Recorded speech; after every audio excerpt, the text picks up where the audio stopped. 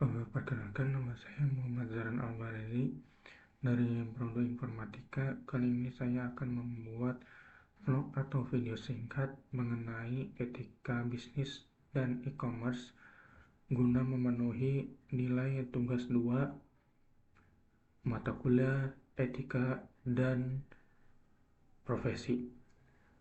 Apa sebenarnya e-commerce itu? E-commerce atau kepanjangan dari electronic commerce adalah istilah umum yang merujuk pada transaksi bisnis yang dilakukan secara elektronik melalui internet. Ada berbagai macam jenis transaksi dalam e-commerce. Yang pertama adalah pembelian produk, yang kedua pelayanan dan jasa, yang ketiga adalah pembayaran online, yang keempat adalah pertukaran data elektronik antara penjual dan juga pembeli. Ini meliputi toko online, pasar digital, dan juga platform perdagangan elektronik. Lantas, mengapa etika bisnis itu sangat penting, apalagi dalam konteks e-commerce? Perlu kita ketahui bahwasannya etika bisnis itu adalah penerapan prinsip-prinsip moral dan nilai-nilai yang membimbing keputusan dan juga etika di dalam dunia bisnis. Perlu kita ketahui bahwasannya interaksi antara penjual dan pembeli itu seringkali terjadi secara virtual. Oleh karena itu, e-commerce harus menjunjung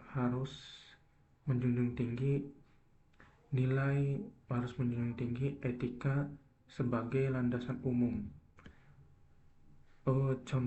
Ini meliputi integrasi dalam menyajikan informasi tiap produk.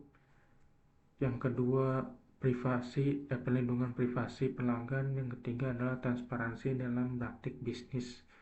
Etika bisnis bukan hanya mematuhi aturan dan peraturan, tetapi juga menciptakan